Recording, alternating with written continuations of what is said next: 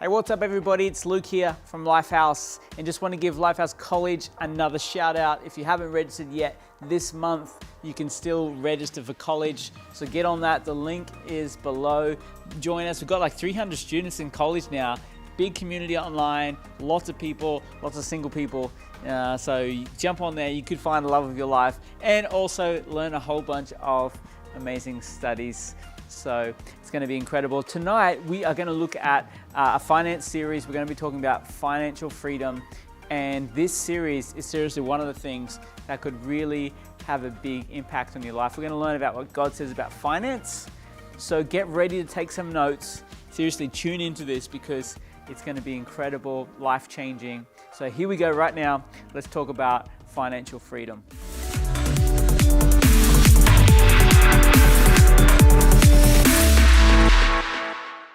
Well, hey everybody, and welcome to step 2 of financial freedom, saving a beginner emergency fund. And if you're joining us for the first time, my name is Josh, one of the pastors here at Lifehouse, and we're just so excited about helping you win with money. Saving a beginner emergency fund, step 2. What is a beginner emergency fund? Well, this is where we recommend in step 2, after making a budget, planning out your finances, step 2 is setting aside about $1,000 for a rainy day fund. Now, this is a fund that's going to take care of most emergencies as they come up. Maybe your car gets a hole in the tire, or your bicycle breaks, or your phone breaks, you lose a phone, or something happens. Instead of going into debt, instead of spending money on your credit card, instead of going into mother-in-law debt, or instead of asking your parents for money, or borrowing against something, you have enough money to cover a minor expense. And we find that this beginner emergency fund covers maybe 95% of most emergencies. Most emergencies are not bigger than this. Now, there are going to be some emergencies bigger than this, and we're going to look at that in the next steps. But this is a fund just to cover those little things that come up in life as we're going through and getting out of debt. And I want to encourage you, put this somewhere that you can't access easily so that you won't be tempted to spend it on a holiday or that iPhone.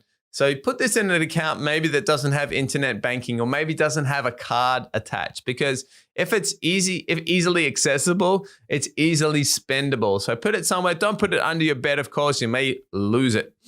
Now, Proverbs 21:20 says, "The wise store up choice food and olive oil, but fools gulp theirs down." I want to ask you, what do wise people do with their money in a good season?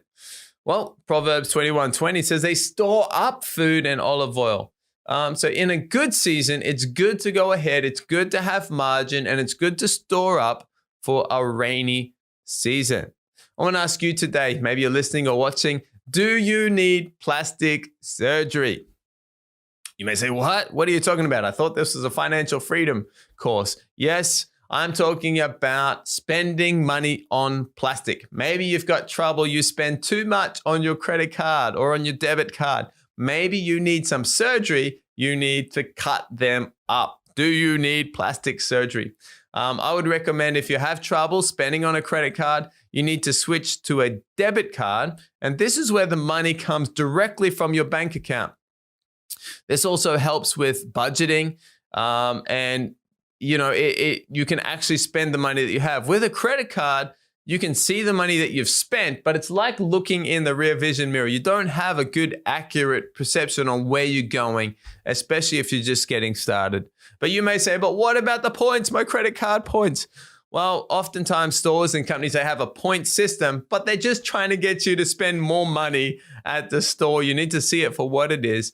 Be wise, live on the money that you have in the bank, not on what you can repay in the future. And, speaking with different wealthy people and people who are doing well in business in different areas of their life, I've never heard a wealthy person saying, see this beautiful house and car and family and all of this wealth I have. See all of this wealth. It's all because of credit card points. I've never heard anyone say that. And so let's not live our life a point system or plastic or anything like that. Maybe we need some plastic surgery if you've got too many cards or different things, and live on your own money. Don't live on other people's money. Plastic versus cash. We live in an increasingly cashless society. And of course, we're not going to try and fight that. It's useful and it saves us time. But we need to know that a study by Dun & Bradstreet, they found that people spend 12 to 18% more when using credit cards instead of cash.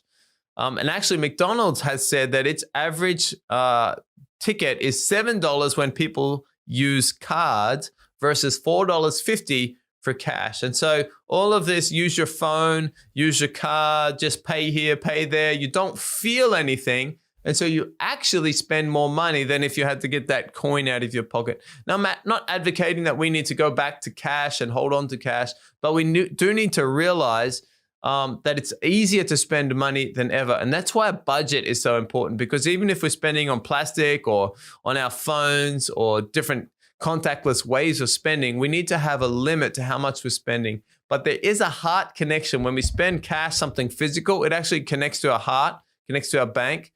When we spend something on a debit card, we do feel that because we know the money's coming out of our bank. When we spend money on a credit card, it's almost like we don't feel it because we spend it, but it doesn't come out of our bank immediately, but you will feel it the next month when it comes out of your bank. And so let's be wise with that. Maybe you need some plastic surgery if you've got too much plastic in your life.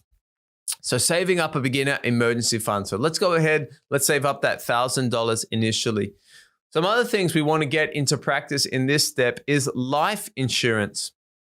Big question. People often talk about life insurance. Now, life insurance is a wise thing to take out. This supports anyone that relies on your income, for example, your spouse or your kids, in the case of your death. Whoa, we don't want to think about that.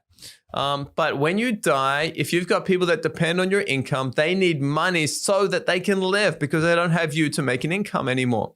So what we need to do, a recommended amount, is to take out insurance that's equal to 12 times the income that is needed each year. So for example, if our family needs $100,000 per year, we should take out insurance 12 times that. That would actually be $1.2 million of insurance. That would be a lot. But this means that in the case of someone dying and their family needed $100,000, they could invest that money, $1.2 million, and that could be invested, and up to 8% could be drawn out each year to live on, leaving a buffer for the investment of 4% to grow and also account for inflation. Now that's assuming that over average, as the average mutual funds, we're going to look at that in a later step, don't worry, are making an average of 12% per year. So the money is continuing to grow at 12%. You're taking out 8%, which would be $96,000 per year to live on. There's 2% maybe accounting for inflation, and there's a 2% buffer in case there's some down years or some up years there. Now, you may say, but I have a pension. Well, in most cases, a government pension will not cover a family's needs. And depending what countries you're in, there is social insurance and different things, but it's usually in the realm of, say, $1,000 a month or $1,500 a month, which is usually less than what a family needs. And so don't leave your family in debt, or don't leave your family struggling if you happen to pass away. And sometimes I know families that this has happened to them. We don't want to live like that. No, let's live comfortably. Let's live with margin. And if the worst thing does happen, that we know our families are taken care of because they have this lump sum. They're not going to spend it. They're going to invest it, but they're going to draw out 8% every year that they're going to live on and have the same income that they have had. All right, different types of insurance. There's term life insurance and there's whole life insurance, the two main life insurances. Term life insurance is the most simple and inexpensive way of life insurance. It's easily available. You don't need a broker. You don't need a salesperson. You just go online and you just sign up. The cost is approximately $10 per $100,000 of insurance. So it's relatively inexpensive.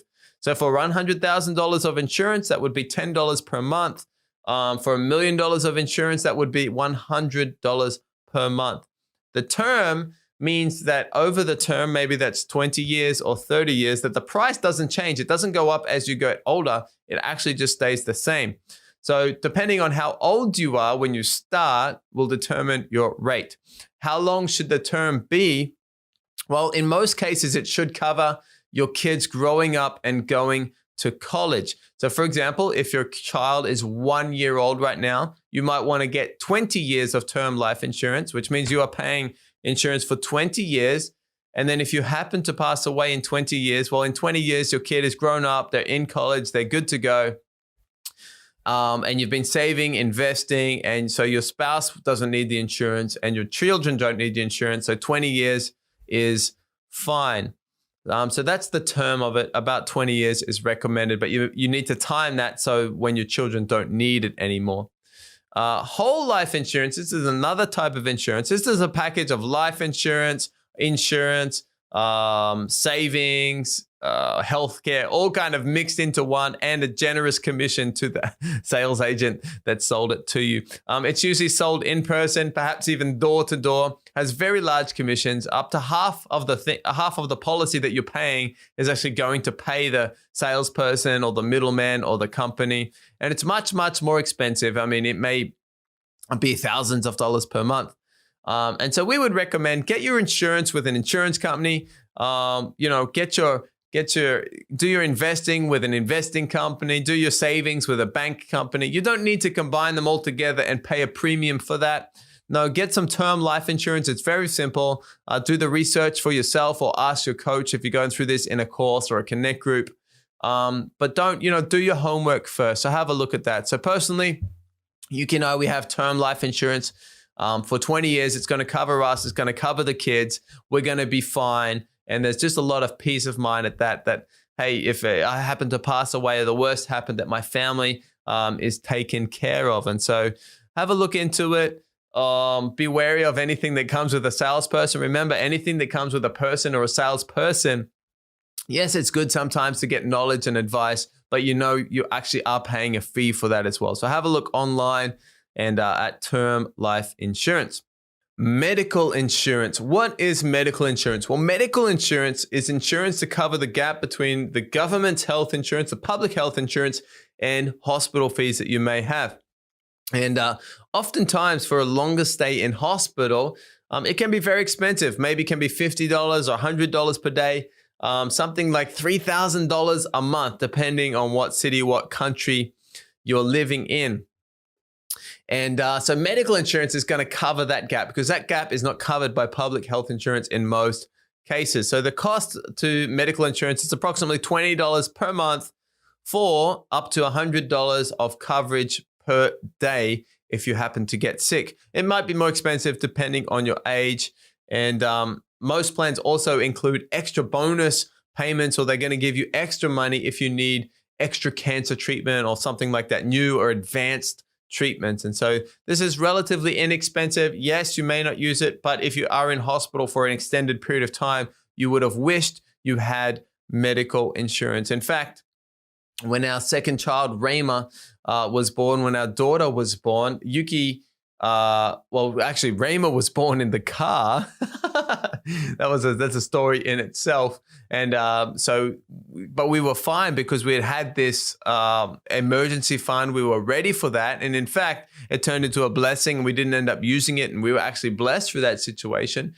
But also when our fourth child, Jaira, was born, the doctors told Yuki that she had to stay in hospital for a month before he was born. So Yuki was actually on bed rest in hospital for a month. And that was actually really expensive. It was about $100 a day or more that we were going to have to pay. But luckily, we had the medical insurance. And so rather than us paying that extra $3,000 bill for that time in hospital, the medical insurance covered all of that. And so there's peace of mind there. Would recommend medical insurance for sure. And the last insurance that we would recommend is long-term disability insurance.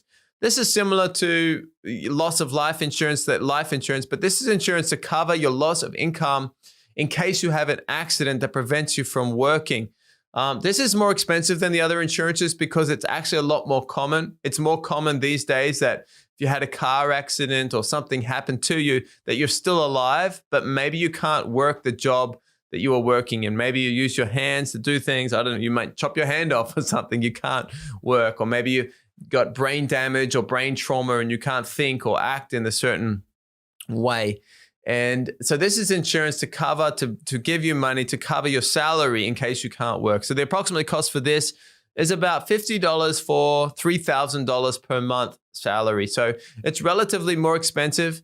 And it is more expensive depending on your age. But once again, it's a peace of mind insurance. Maybe you're not going to insure up to your whole salary. Maybe that's going to be expensive, but you do want to have something that, hey, if I get a disability, if I get in an accident, if something happens, well, there's going to be insurance that's going to pay me a monthly salary because I can't work if that happens. And so these are the three insurances: term life insurance, medical insurance, long-term disability insurance. Let's get those into action during this step.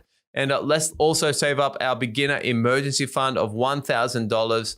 And let's get ready for anything. And when you get these three in place, you've got a budget, and you've got your emergency fund, you've got your insurances in place, you are doing better than 90% of people in the world. Now, you're going to have to do some research. You're going to have to fill out some forms. You're going to have to look at some stuff online. You're going to have to ask some questions. There's a bit of homework to these steps, but it's going to be worth it. And the peace of mind and the sleep easy, your husband or wife is going to thank you. And if something did happen, your family and your children, of course, would also thank you. So hope this step has been helpful to you. Can't wait for our next step, session 3 next time. But I'll tell you what, have a great week. If you have any questions, remember, ask your coach or ask your Connect group leader if you've got any questions about this step. But hey, have a great week. Looking forward to hearing from you, working all of this stuff out for this step. And we'll see you next time for session 3.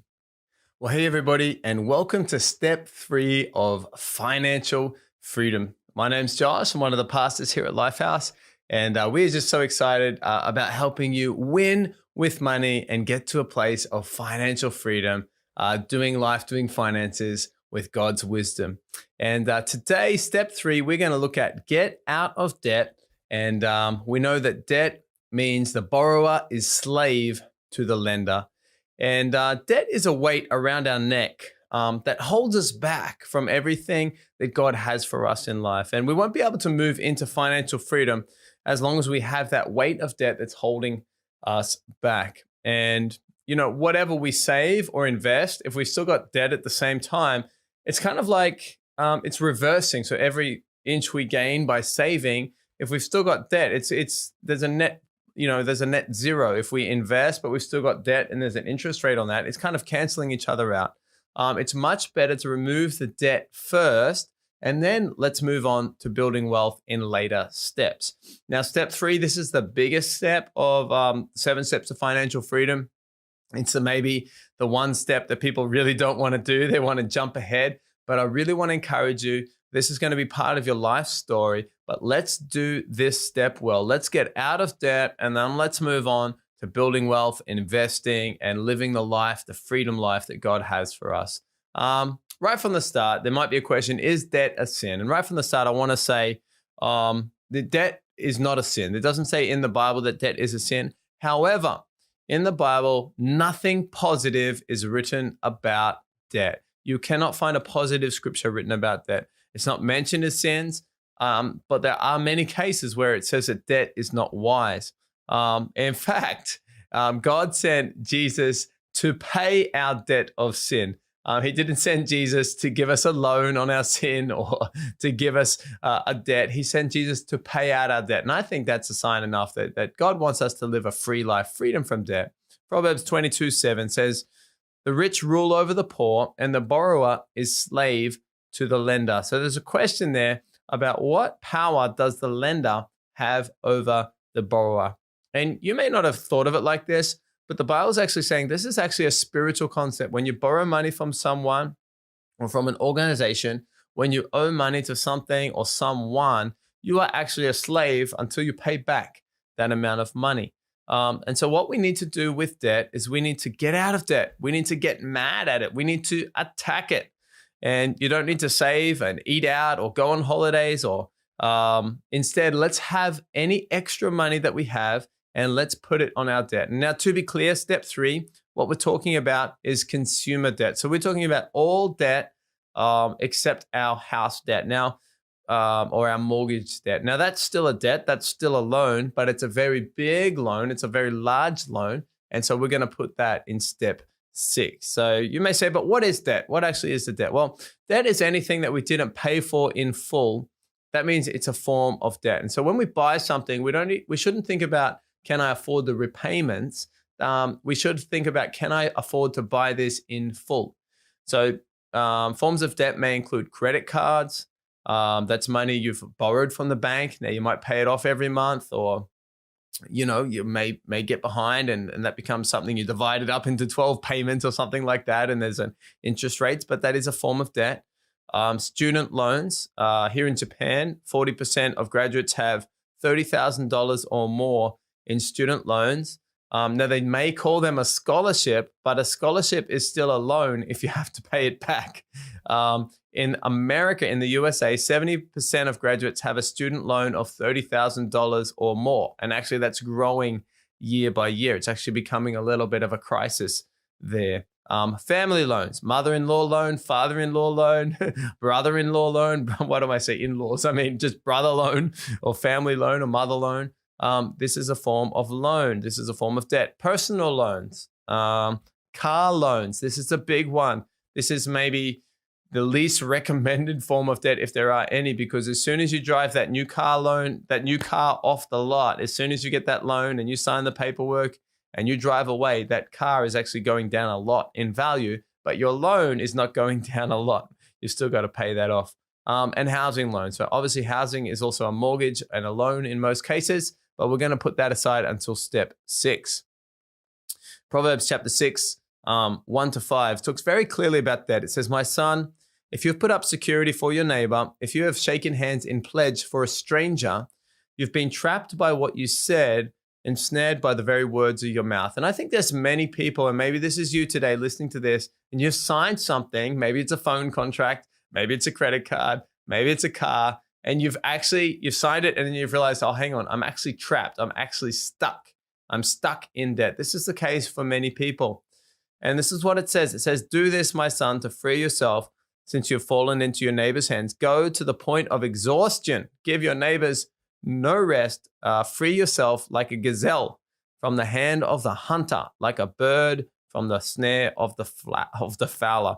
And I don't know if you've ever seen a gazelle running away from a lion, but a gazelle, it runs, and it changes, and it just gets out of it, does whatever it takes to escape. And as a kid, I tried to catch birds before. I've never caught a bird. It's very hard to catch a bird because if you put a box on a bird or you do grab a bird, it's going to worm, it's going to grab away, it's going to fly, it's going to do whatever it takes to get out of it. And this is a picture that God is painting when we're in debt. If we owe money to someone, we should be doing everything we can to get out of that. We shouldn't be putting aside money to save or invest or eat out or go on holidays. We should be, let's get out of this debt and then let's enjoy our freedom life. There's an old saying, like, if you're in debt, the only time you should be in a restaurant is if you're working in the kitchen. If we've got debt to pay off, we should be doing everything we can to get out of that debt, not just taking it easy and relaxing, because the sooner we can get out of debt, the sooner we can start investing and saving and giving and live the generous life that God has for us. So how can we get out of debt? Well, Dave Ramsey, one of the world's foremost experts in financial planning, and he's a good Christian guy, he recommends something called a debt snowball. What a snowball is you start on top of a mountain, the debt snowball, and imagine you've got a snowball and you roll the snowball, it picks up more snow, and as it rolls, it gets bigger and bigger and bigger and bigger until it turns into a huge snowball with momentum. This is what we want to do with our debt. We want to make a debt snowball. So we've got to list out all of our debts from smallest to largest. Don't worry about the interest rates. That's just going to complicate things. Some people think about debt and about finance in terms of interest rates and savings and maths, and that's all good. But what's going to get you out of debt over maybe 1 year or 2 years is you're going to get mad at the debt. The math is not going to get you mad. The math is going to cause you to delay things or change things. You need to get mad at that debt. So forget the interest rates for the time being. Let's list out our loans from smallest to largest and start to pay off everything you can on the smallest loan. And then on the other loans, we don't forget them, just pay the minimum on the other loan. So if you've got a smaller personal loan or a smaller credit card loan. Let's start paying everything off that, and then let's clear out that first debt. Everything left over from our budget, let's put on that first debt and let's get rid of that. Once that's done, you transfer that amount that you were paying onto that onto the next one, and you focus on the next one and you get rid of it. And then the third one, and you get rid of it. And maybe something like university loans or something like that is going to be last on the list. But as you get rid of debts, you're going to feel good. I believe you're going to step into more of God's blessing, and you've got this momentum going where, hang on, I can do this. And maybe what seemed like it was going to take 1 or 2 years, suddenly you start to get momentum going and you're feeling good and you're hitting that debt and you're finding extra money or working another job or a side hustle, and you're knocking out all this debt that could be holding you back. Debt snowball is about momentum. So it's less about math, more about getting mad at your debt and starting with the small victories that are going to lead to a great momentum. So you might say, well, when can I be debt free? Well, to calculate how long until you can be debt free, just get your total debt and divide it by your monthly savings. So if you have $10,000 in debt and you're able to save $100 a month, that's going to take you 100 months to get out of debt, which is going to be about 100, about 8 years, I guess.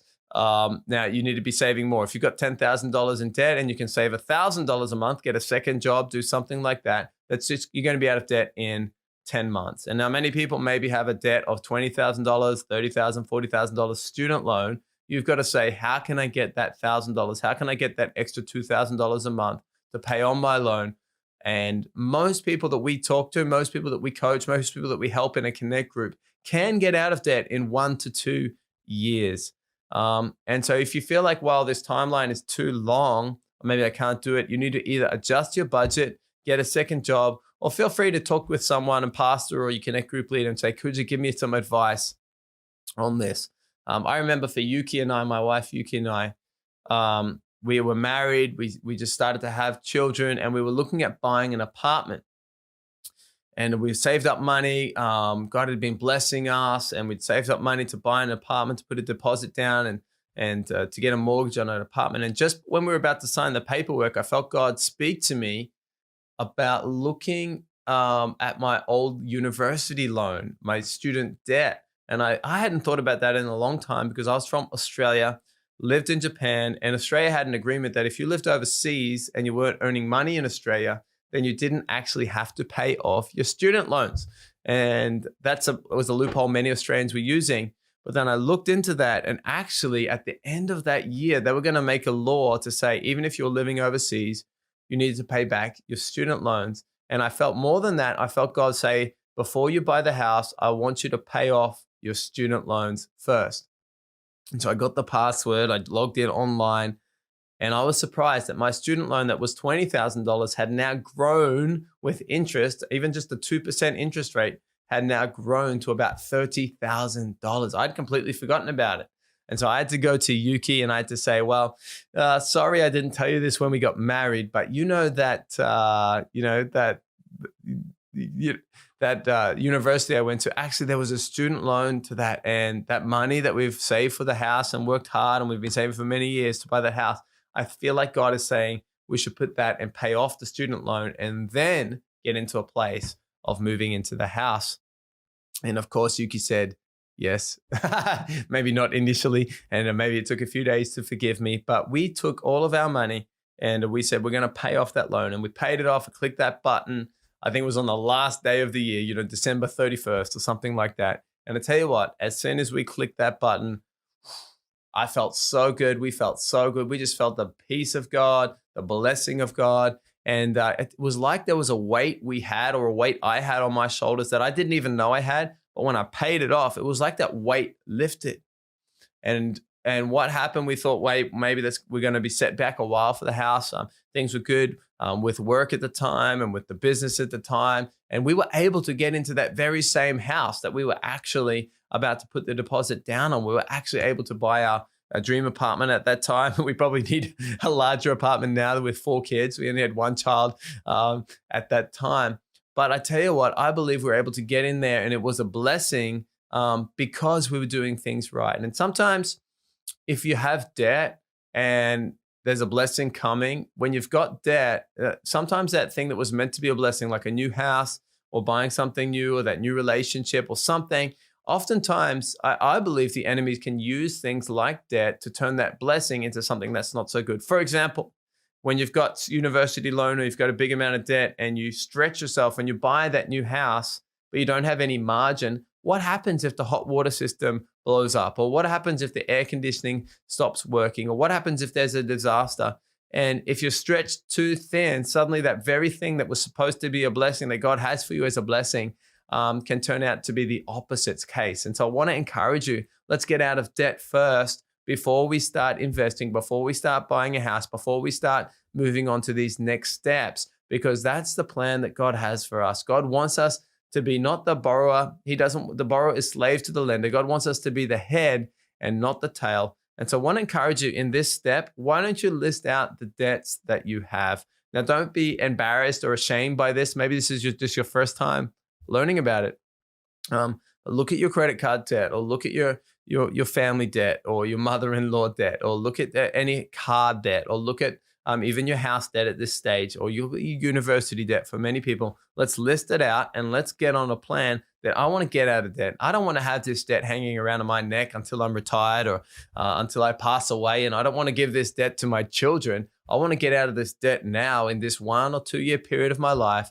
And then I can move on to complete financial freedom. And I know it's strange, but there is a weight that's around us when we have debt that we don't even realize. But when we pay it off, I tell you what, people are so overjoyed. People are so happy. And I've never had so much good feedback. So many people come and thank me for saying, at first I thought this was a bit too much. At first I thought this was okay. I was doing okay. But then I got rid of the debt and now I just feel free. Now I just feel peace. Now I've seen the blessing of God come into my life in different ways that maybe I wouldn't have had unless I've been out of debt. And so I really want to encourage you, take this step seriously. It's the biggest step. Let's get out of debt in 1 to 2 years. If you have no debts, congratulations. Move on to step 5. But if you do have debt, or step 4, sorry, but if you do have debt, let's list it up. Let's be getting out of it. And if you need some help, talk with your coach, talk with your Connect group leader, or talk with a pastor and say, hey, this is my situation. This is where I'm at. Could you give me some advice on how I can move past this? So come on. Excited to hear your debt snowball stories. This is I believe when you get past this step, when you can do this, it's the biggest mountain, but when you can get through this step, you will feel so good. You'll have the peace, the blessing, ready to move into further steps. So come on, excited to hear from your stories. Come on, let's be getting out of debt. And after that, we'll see you in the next step, step 4. So have a great week and we'll see you at the next session. Hey, welcome back, guys. I hope that you guys absorbed a bunch of this stuff about financial freedom, and so good to learn about this. But if you don't know Jesus, hey, today you can know Jesus in your life. It's the best decision you will ever make, is to invite Jesus into your life. He loves you, wants to come into your life today. And I want to just pray for you right now if you want to receive Jesus. Okay, so let's pray together. Jesus, we thank you. We believe in you today. Come into our lives. We'll follow you. Amen. Amen. If you just prayed that prayer, just a simple prayer like that, I believe God will answer your prayer. We'd love to help you out. So definitely send us a message. I'm sure there's a local pastor where you are who would love to get in touch with you and just help you walk that journey with following Jesus. Now, we actually have a bunch of these studies, all of what we're talking about tonight. We actually have Blue Book studies, so you can jump onto the Lifehouse app, and in there is the Blue Book where we use in our small groups. There's studies in there on financial freedom. I think there's 6 or 7 studies. Jump on there, check it out. You can do that with your small group. And next week we're going to be back talking about the next subject. It's going to be powerful, so make sure you tune back in next week to be part of more financial freedom. Now, if you want to give, please jump onto mylifehouse.com/give. Links are below. Choose your campus. Be a part of supporting your local campus, your local church. It's a great thing to support your local church. And we're really praying God's blessing over your life as you do that. So links are below for that. Let's be faithful and give and build the house of God together. Have an amazing week, guys. We'll see you back here next week.